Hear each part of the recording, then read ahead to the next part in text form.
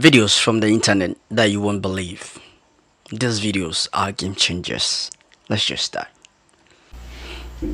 So in our Gullah Geechee community, you have dreams, you got to pay attention to the dreams. And so we grew up thinking things like if Nana dreamed of a fish, she would come in the house and say, I dreamed of fish last night and somebody's pregnant. And everybody would say, not me, not me. But guess what? Somebody there was pregnant. Wow. If you dream of a naked man in a dream, it is the opposite. It's bad. That's a death. But it's the death of the opposite sex. So if you dream of a man, naked man, a woman's death is coming, and the opposite transference. If you dream of a snake, and in the dream you don't kill the snake, then that means be aware that you have an enemy. Watch yourself. They'll say, did you kill it? And say, yes. Oh, well, then you don't have to worry. They're still your enemy, but they can't harm you. So they're dreams. Let me pause it for a second. And also, a black cat means a betrayal. Like somebody's about to betray you, or there's a snitch in your midst. So, yeah, that was just a little information that I wanted to let out. Let's get back to the video. Interpretation. And trust me, I have seen them all come true. Now, I have dreams. And I have run away from my interpretations in terms of telling people because I don't want to. But I can't anymore. So I have dreams, and the dreams that I have are dreams that, again, affect large numbers of people. So I don't want them to put me on a straitjacket, but I have dreams of catastrophe. So when the 911 thing happened, I dreamed it before. I just didn't slow down to interpret it. I saw a plane go into a building. You can't tell that to people. They'll put you under arrest. I dreamed of the assassination of Anwar Sadat. I saw it in advance. And so when that happens, what I do is immediately stop praying. Just pray right where we are so that we can maybe reverse it from happening. But yes, in the Gullah Geechee community, they are very serious spiritually about dreams and interpretation of dreams. Numbers, oh my goodness, we dream numbers. Numbers are interpreted into numerology. So just moving in the spirit with animals, with numbers, energies, I mean, it's real. Okay, 8 major things that are going to happen between now and the end of 2025. I can't see us being around much longer. Number 1, the Catholic Church theme for 2025 is political love.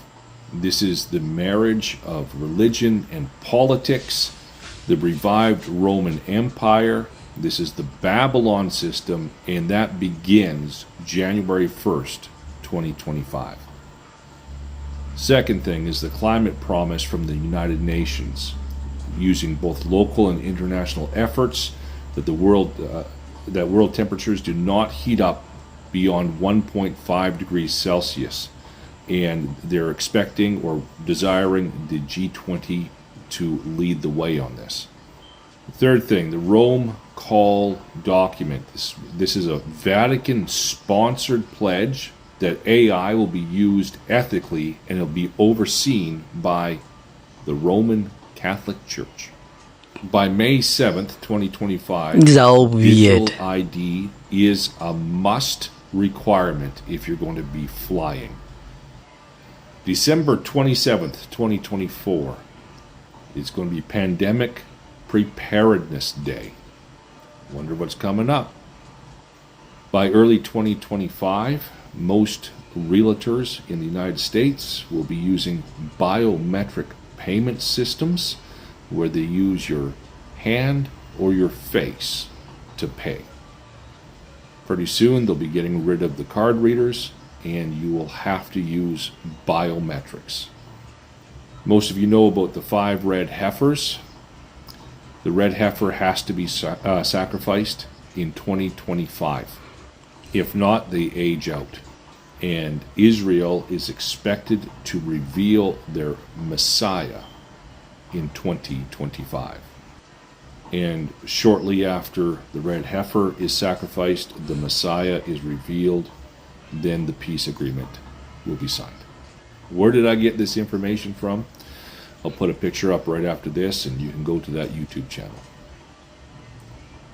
Right there, go to Janie Duvall, and look at that. Okay. It's coming like a freight train, folks. You can go from New York to Brazil, Buenos Aires, and then Antarctica without ever coming up to the surface for air. And you can do it all at way more than 1,000 miles an hour on magnetic levitation trains, otherwise called maglev. One thing he told me, he went from Virginia Magnetic to Los Angeles levitation. in 45 minutes. Do the math, 3,000 miles an hour. Most people don't even believe that there's a tunnel network. There are there are hundreds of thousands of miles of tunnel systems. Selling your soul is not real. It's not an actual thing. You cannot sell your soul. If it's somebody out there buying souls, I would love to have you on my podcast. I would love for you to explain to us. It was a point in time where I didn't want to rap because I was so scared of the Illuminati videos. I used to research Illuminati on YouTube. This is a true story. I researched Illuminati on YouTube, and I used to watch conspiracy videos, and I used to honestly get scared. And I'm like, I don't never want to make music. Then I started making music, and I ain't seen nothing yet. Signing a contract don't mean you selling your soul. That's called business. Society, when you get too lit, they have to have a reasoning for you getting lit. Yeah, right. Say, hey, Yeah, right. Yeah, right. Hey, you sold your soul. Yeah, I right. haven't seen it. Maybe I'm not lit enough. I'll check in back with y'all maybe in a couple years while I'm the most lit on earth. Then I'll let y'all know, yay or nay. I'll just do this or that. That's all I'm gonna do.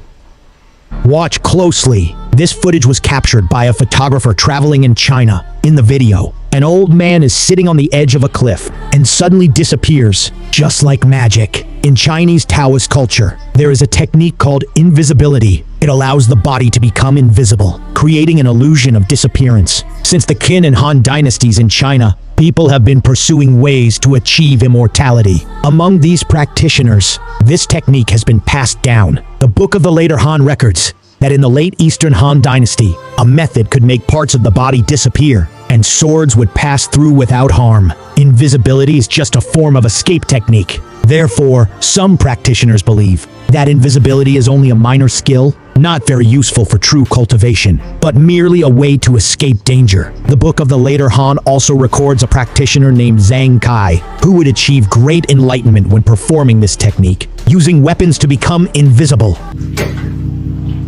The anger. She just spit in my face, You right? need to calm down. You can't tell me what to do. She spit in my face, not When yours. you're done calming Grab down, your son. hold on, because we're screaming everywhere. Grab your son, though. I'm gonna grab it. She spit in my face, not yours. I understand, but That's a disrespect. This is how you know this is true. When the newborn baby start tasting and trypsin start being released and them two front teeth come in, now he's ready to taste the world. Put That a part chicken sounded wing like and a an rap. apple in front of that baby face. Tell me which one he's going to go to first if he haven't been seeing you eat chicken wings his first 6 months of living. If he didn't see you eat meat and you put that in front of him, automatically based off the colors of the apple, based off the shape of the apples, and based off the messengers and the melaneuron transmitters and the way he interacts and ingests with the apple, he's going to go for the fruit first because he's naturally a frugivore. Just how dogs know to put their in other dogs but ain't never had sex before in their life, ain't been trained, ain't took no sexual course, but that dog is able to go behind that other dog, sniff, smell them pheromones, and know exactly where to put its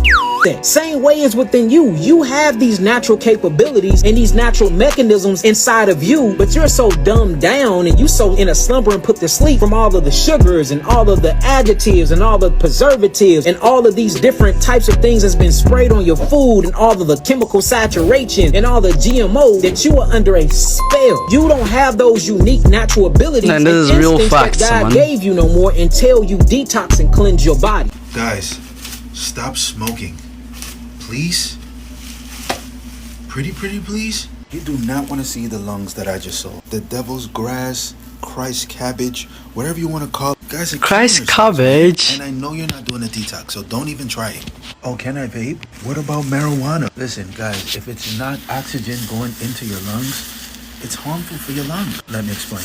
Your body does not care about the Constitution of the United States. Your body doesn't care about the culture of the United States. Your body doesn't care about pop culture or whatever is telling you guys to smoke. I'm Caribbean, my family's Caribbean, and I fight with these Jamaicans every day who are telling you it's okay to smoke. Smoking is damaging to your lungs. So your lungs are only designed to intake oxygen. This is a picture of normal lungs. This is a picture of smoker's lungs. Now, even though it takes years to get to smoker's lung, it starts with one puff and not detoxing. I know you guys are not detoxing. When you go like this,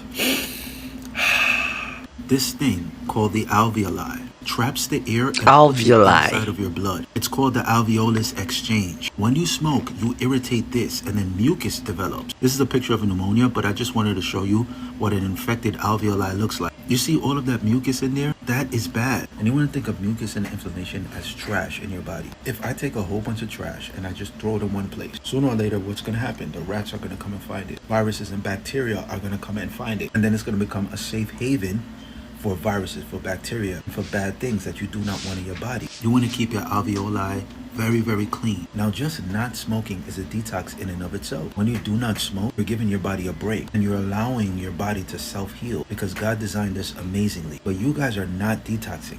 I can guarantee you're not detoxing. And from reading some of you guys' comments, I could tell that you think it's okay to smoke. But every single time you smoke and you put something other than oxygen inside of your lungs, you are damaging your lungs. That's why you need to detox. And that's why I'm so thankful for the TikTok shop. Because the TikTok shop will expose you to products like better this. lungs. Now, you're not going to hear about Detox this from tea. Big Pharma. You're not going to hear about this because it's only $11. And you get it right here if you click the orange card. But if this was $200, you would be hearing about it all over the place. This is good You know why? information. Because This is people good, make money really good off of information. you being sick, off of you being uneducated. This is the truth. Especially the insurance companies. They all make money off of you. For my That's why you smokers, don't man. see any commercials for this on TV. It's more profitable for them for you to be sick. And then they can treat you with medication for a long time and you'll continue to pay them. Because at this point you need it. It's irreversible. That's why on this page I try to educate you guys on preventative medicine. And preventative medicine states that you could cure anything. And the best way to cure it is by not getting it.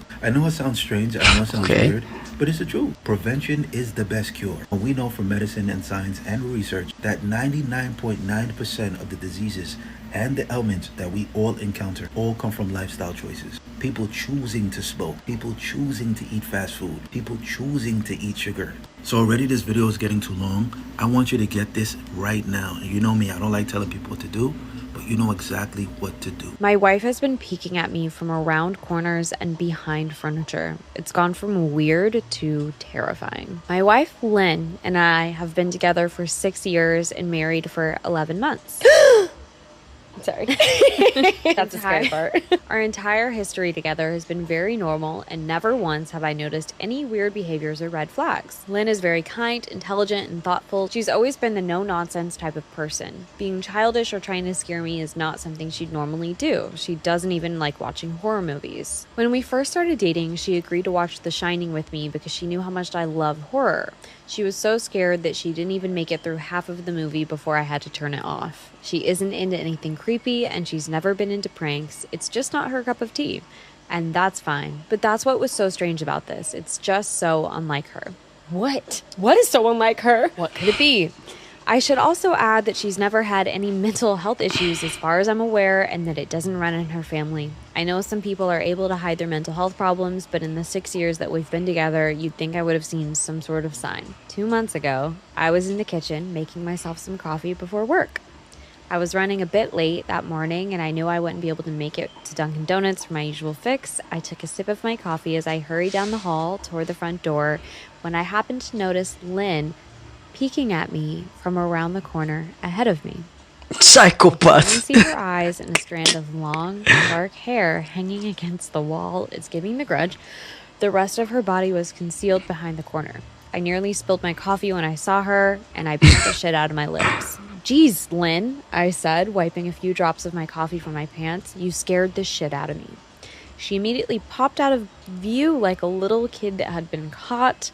I heard her scurry off toward the living room, and by the time I got to the front door, she was out of sight. I'm like, it's so unsettling. But okay, maybe it was What? a little prank. This is a real Her behavior psychopath. was a bit odd, but it certainly wasn't something to call a priest over. I forgot about it by lunch, and by A the time I got priest. home, she was her normal self. I didn't bring it up, and neither did she, and life went on. The next incident happened 3 days later. It was around 2 a.m. and Probably she wants her to think about I him. was standing at the kitchen island, jug of orange juice in hand. Okay, fuck you for drinking orange juice at 2 a.m. You're scary. ruining the suspense. When I felt a strong feeling that I was being watched. For whatever reason, I looked down at the floor and I saw my wife's smiling face staring back at me. She was peeking at me from the other side of the island, staring up at me with wide, unblinking eyes and grinning like the Cheshire Cat. I screamed, I'll admit it, not out of irritation, but out of fear. At the sound I of think my she scream, just wind wants the guy to think about her No. when Oh my she's God, at oh my work. God, oh my God, So oh my God. backward, yeah. out of my view, her hands and feet smacking the tile floor as she hurried out of the kitchen on all fours. I didn't run after her or even yell after her. I just stood there frozen in shock, wondering what the fuck had possessed her to do that. Oh my God. It took me a little longer than I'd like to admit to go back upstairs, but eventually I did. Yeah, maybe she's When I got to possessed our too. bedroom, Lynn was laying on her side asleep, or at least pretending to be. I stood there for a while watching her breathing to be sure that she was really asleep. I had the feeling that she might jump out at me at the moment I got into bed, but she didn't. I climbed into bed and she didn't even move. Her breathing was soft and deep, and I was starting to wonder if I had dreamt the whole thing. Scuttled. The word scuttled. All of it. Her hands and feet slapping the tile. Are you fucking kidding me? The next morning, I waited for her to come down for coffee, and after handing her a mug and kissing her cheek, I decided I should ask her about it. What was that about last night? I asked, keeping my tone light so that I didn't offend or embarrass her. She frowned over her cup of coffee, shaking her head like she had no clue what I was referring to. You were peeking at me again from over there, I said, pointing to the spot on the floor by the kitchen island. The word peeking also is like very unsettling. I know, Like, you're peeking. Why are you peeking? She followed my gaze, but when she looked back at me, she burst out laughing. She laughed so hard that I couldn't help but join her. You creep the fuck out sometimes, you know that? She giggled, set her cup on the counter, and wrapped her arms around my neck. You creep me out all the time, so I guess we're even, she teased. Okay, cute. We said goodbye. I left for work. As I drove, I kept thinking about how creepy it had been seeing her grinning at me behind the kitchen island like that. The sounds her hands made on the floor as she crawled away. I told myself that she was just trying to be silly, just trying to join me in my love of all things horror. It's not like I was afraid of her, but it still just didn't sit right with me. I started seeing her peeking at me more and more. Sometimes she'd be peeking at me from behind the couch or even the living room curtains. Once. What the fuck? She had a little bit so that she stops. I don't know, man. This is crazy. Like, I'm very confused right now. I managed to get inside of her grandmother's old trunk that sits at the foot of our bed. She had the lid propped up just enough. I think you should get in on the game too as well. You shouldn't let her just win. Just She'd been grinning. Just like be an part of the excited game. Toddler. You should do the It same. was really unnerving. I didn't know what to say to her. All I could do was stare. When I finally found my voice, I asked her why Some on dangerous earth she was traps. doing this. She didn't answer, but she just slowly closed the lid, shutting herself inside the trunk. Does she have a job? This is her job. She work?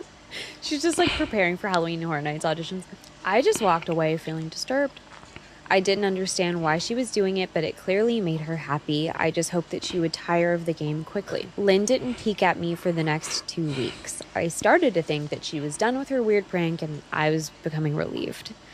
We started watching a show on Netflix one night, and I jokingly said that I hadn't seen her peeking at me lately, and that she must have given up on her spy game. She looked up at me with a small smile, and she said, "Maybe I've just gotten better at it." But I wondered if she was joking. For the next few days, I couldn't stop thinking about what she'd said. Was she still peeking at me when I wasn't looking and I just hadn't noticed? And if so, what the hell was she getting out of this? I started to feel really paranoid, constantly checking whether she was watching me from around the corner or behind a door. I was jumpy whenever I was home and she wasn't in full view of me. I felt stupid and a little crazy. This is like a weird form of gaslighting. I was just thinking that. This is a weird form of gaslighting. Oh my God. Yeah, right. Going. How does Putin spend his day? At 5 a.m. After getting up, Vladimir Putin freshens up and then has Putin. breakfast. His My typical favorite breakfast president in the consists world, of though. 1 egg and 2 slices of bacon. He doesn't like to eat too much in the morning. a habit he developed during his time in the KGB. After breakfast, Putin usually enjoys a cup of coffee, then he will begin exercising. After the exercise is over, he heads directly to the Kremlin to work or to go out on official visits. During the car ride, his staff will hand him the daily briefings to read. By the time the morning's work is finished, it's time for lunch. Whenever possible, Putin will invite his staff to join him for lunch, showing no sign of any arrogance. Generally, Putin finishes his afternoon work by 7 p.m., at which point he begins his dinner. Dinner is the most substantial meal of his day and includes various types of meat. His favorite dish among them is grilled kebabs. After dinner, Putin does not immediately rest. He continues to handle some affairs in the evening, and only after completing them does he go to bed. Before sleep, he might read a book or watch a TV program until he feels sleepy and falls asleep.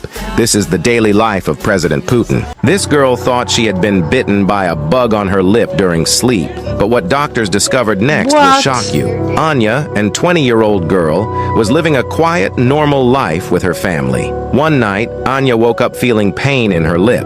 She thought she had been bitten by an insect while she was sleeping. However, the next day, the pain did not stop, which left her very confused.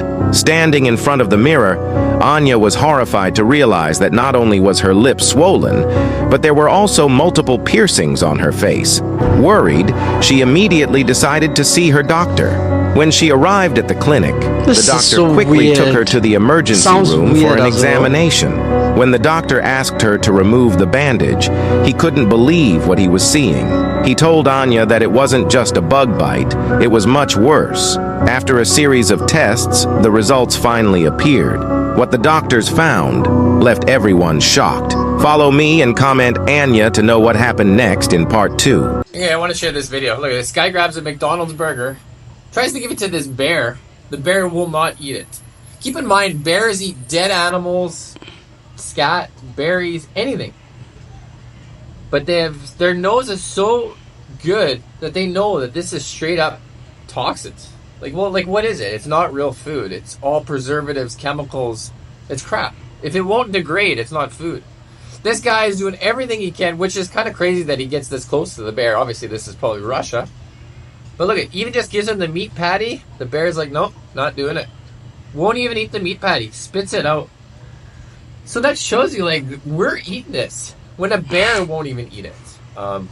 Very eye-opening. Obviously, I don't eat McDonald's. I recommend you don't eat McDonald's. It's very hard to get that crap. What would you have done if you were in this guy's shoes?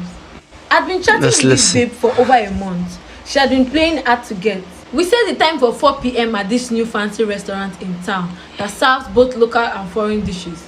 I was determined to impress her, feed her well, and hopefully she would return the favor later in bed. From her pictures, I could tell she was busty, and let me not lie, I'm obsessed with big melons. I can do anything for them. No shame in it. Breasts just do things to me that words can't fully express. I was ready to spend my life savings on this one. At 4 p.m. sharp, I walked into the restaurant. It wasn't crowded, just few people here and there. I wanted to pick a spot where I could watch her walk in, but then I noticed someone waving at me from behind, this muscular guy sitting alone. It was her. She was already seated. I was impressed. A curvy, punctual girl. Wife material. She's definitely a keeper, but sadly, I'm a player. I just wanted to hit and run, so I approached her, expecting a hug, but she only stretched out her hand, still playing hard to get till the very end. Girls that play hard to get are the ones that end up shouting harder, harder, faster, faster. Well, as a gentleman, I took her arms and kissed it, then took my seat across from her. The waiter brought the menu, and this babe didn't waste any time. She ordered 2 plates. I smiled, thinking one was for me, but she corrected me quickly. No, ordered your own. I eat a lot. I wasn't mad though. I like a woman with a healthy appetite. I ordered mine, and before I could finish my rice and chicken, she had demolished her amala and ewedu, then moved on to jollof rice and plantain. I was stunned. You can eat. I laughed. She smiled and told the waiter to bring another plate of white stew and fresh. This girl could really eat. Well, she would need her strength for what I had in mind later. After 2 hours of non-stop eating, she even ordered takeaway. I paid the bill, stood up like a gentleman to help her with her chair. And that's when she stood up. she was heavily pregnant. I screamed, Jesus, and jumped back. She looked at me, confused. What happened? She asked. What happened where? You are pregnant. I blurted. She laughed. Yes, I know. Is that why you shouted Jesus? Why won't I shout? You are heavily pregnant. I repeated in shock. Is pregnancy a disease? She replied, smiling. The moment he said she was punctual, like she got there before him, I knew something was wrong. Yeah, Why didn't you right. tell me? I demanded. You didn't ask. She replied nonchalant. Ask? Who asked that on a date? So I'll ask if you are pregnant. Really? That's one of the questions men ask women they're getting to know? I was dumbfounded. She just shrugged. Well, I asked if you were married, didn't I? You could have asked if I was pregnant too. I was speechless.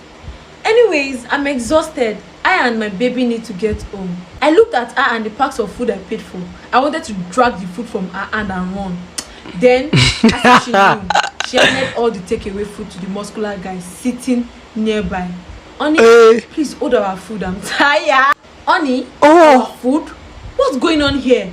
Who is this wrestler? I barked. Bros, don't shout at my wife. Oh. The muscular guy said calmly. Wife? I nearly lost it. You are married too? You didn't ask. She said again, smiling like she'd done nothing wrong. That's how this girl carried the food I bought and paid for and walked out with Batista. Everyone in the restaurant was watching and smiling. Embarrassed, I walked to my car.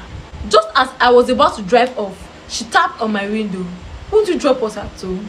We came early so we wouldn't keep you waiting. I looked at her from head to toe. Batista was standing behind, smiling. So I couldn't even react like I wanted. I just respected her condition and started my car, ignoring them. Then she added, at least give us transport for Uber. For the baby's sake. I used to sped off Bonnie and Clyde. Guy. If you were in this guy's shoes, what would you have done despite the Batista? I got my first day for orientation. He said, my name is Sergeant, I don't give a damn. Don't confuse me for my brother, Sergeant, I don't give a shit. Or my other brother, Sergeant, I don't give a fuck. Ask me something, I don't give a damn. Tell me something, I don't give a shit. You want to go to another jail? I don't give a fuck. He said, this is what I'm going to tell you. It's a whole group of us just came off the bus, coming off the bus. He's like, look, if you told, you might as well check in. If you're in a gang and they labeled you food, you might as well check in. If you have any sex charges, you might as well check in. And don't be tough, because once you get behind them gates, we can't help you. And I'm paying attention to what he said, but I'm like, fuck, what are you talking about? Until that first code went off. Then I understood what the fuck he meant. Because the gates, it's the gates, and you're locked in there. And this is, there's still intake. But it's 30 beds on this side, 30 beds on that side. And it goes all the way down. So you could literally be getting your ass whooped at the back. And all they're going to be screaming is, stop, stop, stop. We're going to mace. The mace can't make it all down there. The whole time they're getting, the turtles, they're getting suited up and in riot gear to come in there. But at the same time, I guess due to the codes or policies, they can't come in there. It's like 60 of us, After that, it was like, wow. And that code was going off like, they call it the gangster music. That code go off. You'll hear it. It's like a siren. Code 33, code 33. You feel me? That shit ring. Like, that shit ring at least. When I first got down there, at least probably like 10 times a day. And when the summer hits, at least 25 times a day. Oh, really? Aggravated. The heat making people all antsy and stuff. It's ringing. The richest beggar in the world. 54-year-old man name. Jain is the richest beggar in the world who lives in Mumbai, India. He has a net worth of $1 million. He started begging when he was a teenager. He has been begging for over 40 years. He begs over at prominent locations. Yes. He works for 10 to 12 hours a day and does not take any holidays or breaks. He owns two flats, which worth $140,926, where he lives with his wife, 2 sons, his brother, and his father. Jane's family is not happy with his begging habit and often advises him to stop, but he ignores them and continues to beg. He says that he enjoys begging and does not want to give up his lifestyle. He claims that he is not greedy, but generous, and often donates money to temples and charities. Despite begging, his other family members run a stationery store. He also owns 2 shops. What if I told you there are suburbs underground, carefully constructed towns controlled by a covert agency where the residents have no idea what they're a part of? These people didn't get there by accident. They were brought in as children, taken from orphanages around the world, and adopted by covert agents under the guise of giving them new lives. The thing is, they were too young to remember their real origins, but the agency didn't just build these towns for containment. They built them to run experiments. Once the artificial night comes, creatures are released into the towns. These aren't animals or escaped lab experiments. They're engineered predators designed to prey on the population, testing how people respond under extreme stress and fear beyond anything you could imagine. What? Twisted biological hybrids of Earth's most dangerous Probably this is predators. fiction. The people have adapted into fierce hunters as a result of their environment. It was an inmate. He was like 5'8", 5'9". He wasn't too tall, but he was bald-headed, dark-skinned, and very white teeth. Like, I always noticed how white his teeth was. Anyways, I would start seeing him around the compound. At first, I would only see him in one specific area, like where he slept at and stuff. But then he started making his way around the compound. So one day I stopped him and I asked him, like, when you get a job, pulling trash, because that's what he used to try to do, like pull trash and shit. So he was like, oh, this is not my job. I just started doing it because I got bored. I was like, oh, okay. Because who am I to stop him? Nobody. So he would like come to the dorms and give out materials needed, like cleaning supplies, trash bags, paper towels, stuff like that. So one day, me and my friend, we was on the yard. We was just chilling, talking to each other or whatever. And he had came up. I think he was asking. He was asking something, but I was just like, "What you in prison for?" So he was like, "Okay." Mind you, before this, I felt like he was mentally stable. I didn't have no kind of like preconceived notions about him. So once again, I said, "What you in prison for?" He was like, okay, I'll talk about it. So I keep side-eyeing my friend, like, so he like, well, I had got this woman pregnant. He said her name or whatever, but I don't remember. But he was like, I got her pregnant, and like during her pregnancy, she started getting on my nerve, and I just didn't want to be with her no more. So I started dating somebody else. So I'm just like, okay.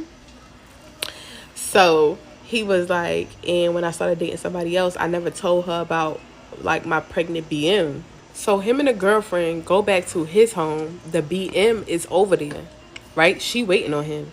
So the BM started going off on him. So the girlfriend, she thrown off, like, what the hell going on? Like, who the hell is this? What's going on? Because as far as she knew, that was her man. So why this man said out of his mouth that the BM yelling at him, then the girlfriend started yelling at him.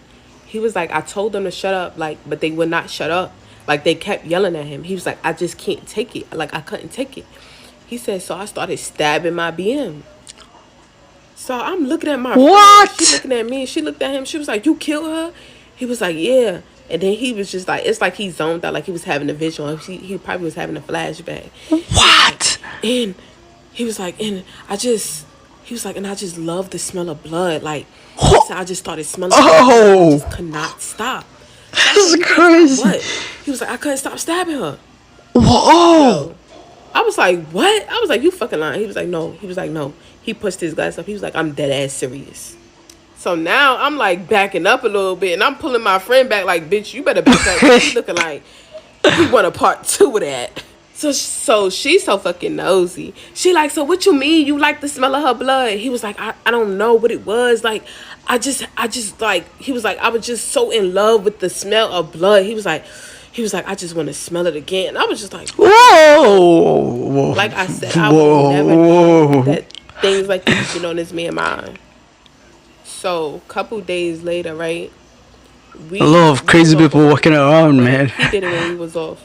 Why the hell the same sergeant that got in Holiday face and I was going to make him click out, the same lady got in his face and she said something to him? Why the hell this man clicked out and he went around in the dorm punching all of the windows out of the damn hallway corridor thing? Like the little bubble, he was punching it out with his bare hands, headbutting it, everything. Yo, they had to get new fucking installation windows because this man broke every window. They had to ship him out. I said, oh, there ain't nothing that y'all could do with him. I said, he was on the verge already. Like, I just kept remembering the conversation. Like, this man was really crazy. And y'all, guess what his nickname was? Monster. I do not remember his Monster? his real name for nothing, but I just remember his nickname Monster. But when you see him, you would think like, yo, he's mad cool, he's chill, he's respectful. You never know. And right. When I went to do my homework on this man, this is how his inmate picture looked. Just like this. Yeah, he was a bugger. 6 celebrities who have been supposedly replaced by clones. Number 1, Jamie Foxx. In April of 2023, Jamie Foxx suffered some type of horrible medical emergency that left him out of the public eye for months.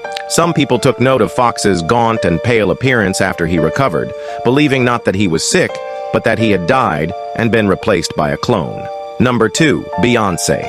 According to the replacement theory, we haven't seen the real Beyoncé since the days of Destiny's Child.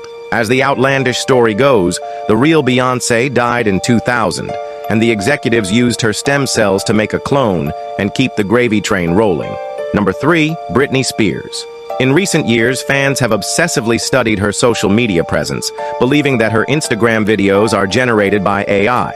Some have apparently noticed missing tattoos, and her blurry wedding photos revealed a woman who looked nothing like Spears. Number 4, Paul McCartney. The Paul McCartney replacement theory reached a fever pitch in 1969. As the theories go, McCartney had died in a car accident, and to both keep the Beatles going and spare the public grief, he was quietly replaced by a look-alike. Number 5, Melania Trump. The popular conspiracy theory, which became widespread in May 2018, argues that Melania Trump was replaced by a body double, as she was unwilling to perform the public duties of First Lady. Number 6, Kanye West. The Kanye West replacement theory has picked up steam since he began dating Bianca Censori. They claim that he was now much taller, that his facial features were radically different, and that he was even missing various tattoos. The Ukraine war is the biggest scam in the history of the Yeah, I think so too. I think so too. For the same century-old trick that the USA has been using. Yeah, right. Every single proxy war and every single intervention over the last century. That's true. Think of Iraq. Think of Libya. Even think of Yugoslavia. Think of like 10 countries in South America. Think of all the coups that happened in Africa. In every single instance, the country that the United States of America tried to help ended up completely destroyed, bombed to the ground, civil war, economically demolished. In every single instance, the country where the United States intervened got destroyed. But the funny part is, all those countries, a portion of the population, fell to the propaganda. They actually wanted the US to come and help. They actually fought on the side of the American mercenaries. Think of Iraq. Like half of Iraq actually supported the US intervention. And what did they get for their support? A destroyed country with a civil war, 20 years later, it still cannot recover. What about Libya? Gaddafi, remember Gaddafi? Remember how Gaddafi got murdered on the street? They shoved this, like something in his ass. Remember? Oh, yeah, it's true that. Humiliating death for a world leader to have. And who killed him? It was the Libyans. It was the Libyans who killed him. A huge portion of the Libyan population actually supported the American intervention in Libya. They actually wanted to get rid of Gaddafi. They were the ones who killed Gaddafi when he climbed out of that sewer he was hiding in.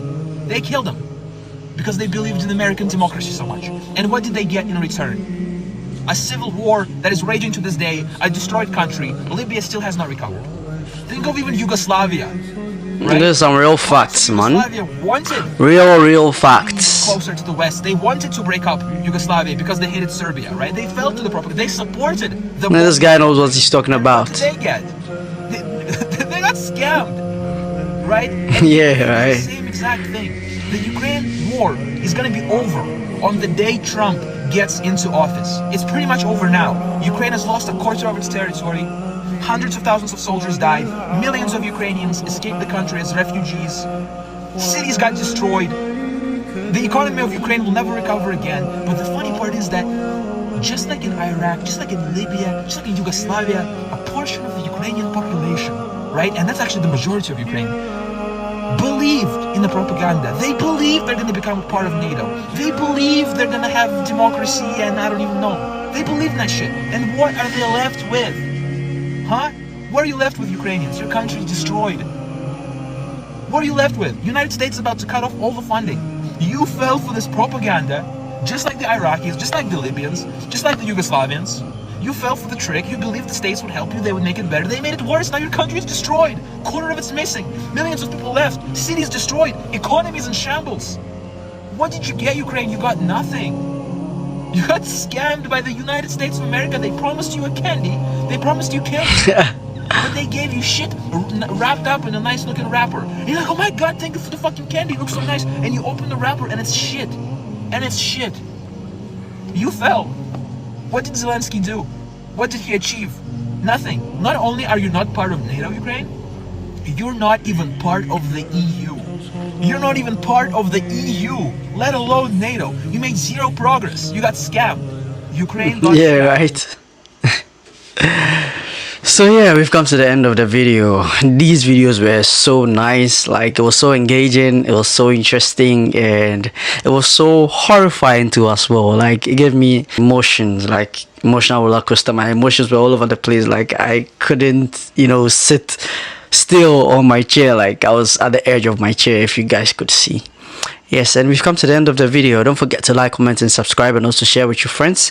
And also click on the notification bell icon so that any video that I post, you will be the first to get it. Adios, amigos, and I'll catch you guys in my next video. Bye.